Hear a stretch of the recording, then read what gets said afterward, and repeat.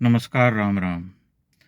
भोजशाला में जो वाग्देवी का मंदिर है, उसका विवाद जो है लंबा है, बहुत पुराना है। 2003 से वहाँ पर एक व्यवस्था चल रही है कि इस दिन पूजा होगी और उस दिन नमाज अता की जाएगी।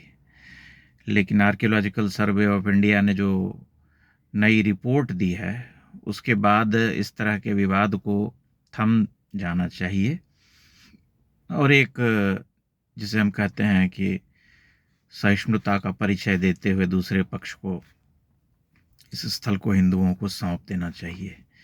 क्योंकि एएसआई ने जो रिपोर्ट जारी की है, उसके बाद किसी तरह का कोई संदेह वहां नहीं रह गया है। 2000 पन्नों की रिपोर्ट है और उसमें ये कहा गया है कि ये संरचना जो है लगभग 1500 वर्ष पुरानी है, परमारों से भी पहले की रही है, जिसमें बाद में परमारों ने भोज परमार के समय में उसका जो है उद्धार हुआ और वो बड़ी संरचना के रूप में परिणत हुई।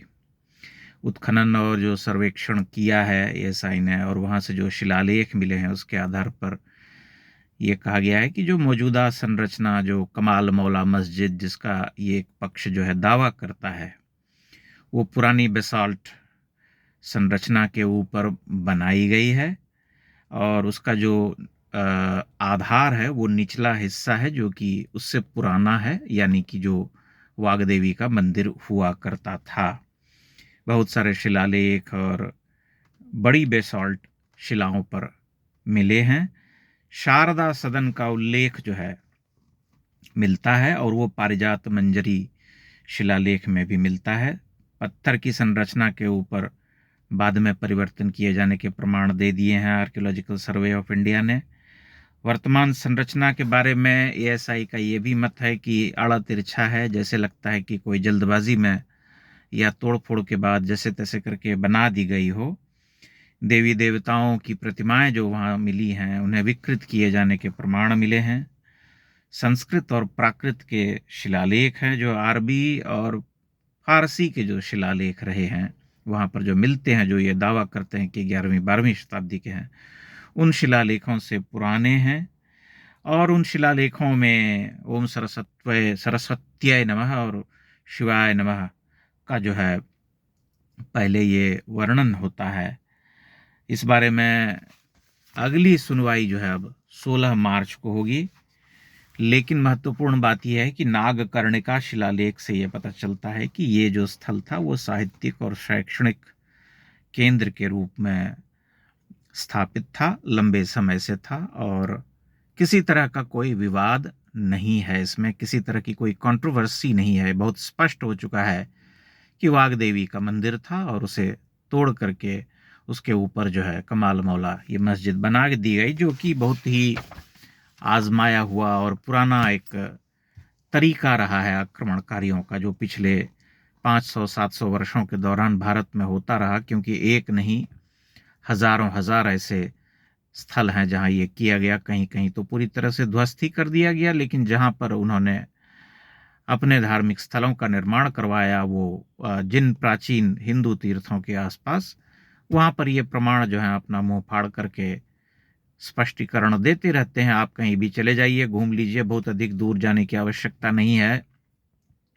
जो लोग दिल्ली या आसपास रहते हैं वे एक बार कुतुब मीनार परिसर में जाकर के घूम लें, उन्हें पता चल जाएगा कि वहां पर जो स्तंभ हैं, वहां पर जो स्तंभ बचे हुए हैं, जो कुव्वतुल इस्लाम मस्जिद जिसे वे कहते हैं, उन स्तंभों को आप देख लीजिए ध्यान से। अगर आप थोड़ा बहुत प्राचीन मंदिरों के स्थापत्य और वास्तुकला से परिचित हैं तो आपके मन में कोई शंका नहीं रह जाएगी कि शंख बने हुए हैं, कमल का फूल है, पद्मासन में बैठे हुए सन्यासी हैं, देवी देवताओं की ऊपर में प्रतिमाएं हैं, जो सिरदल जिसे कहते हैं, जो मंदिर में प्रवेश द्वार जो होता है गर्भगृह का, उसके ऊपरी हिस्से को जो सिरदल कहा जाता है, वहां पर जो खंडित है। तो कमाल मौला मस्जिद जो कथित तौर पर जिसे ये कहते रहे हैं, क्लेम करते रहे हैं, दावा ठोकते रहे हैं, वह मूलतः भोजशाला में वाग्देवी का एक देवगृह था, जहां पर के शिक्षण और पठन पाठन का कार्य चलता था। बहुत लंबे समय से ये जो है हिंदू इसके बारे में बातें करते रहे हैं। लेकिन महत्वपूर्ण बात यह है कि जब भी इस तरह की घटना होती है और इस तरह का सत्य उद्घाटित होता है, तब दूसरा पक्ष जो है अत्यंत ही निर्लज्जता से दावा करता रहता है और कहता है कि नहीं नहीं, ये तो हमारी इबादतगाह है, और इस पर ज़बरदस्ती जो है दावा किया जा रहा है। जब ज्ञानवापी के बारे में भी इस तरह की बातें कर सकते हैं तो अन्य स्थलों की क्या बात की जाए काशी में। लेकिन चूंकि भोज परमार बहुत बड़े कला के संरक्षक थे, स्वयं विद्वान थे, और उनके समय में संस्कृत भाषा को बड़ा बड़ा प्रश्रय दिया गया था,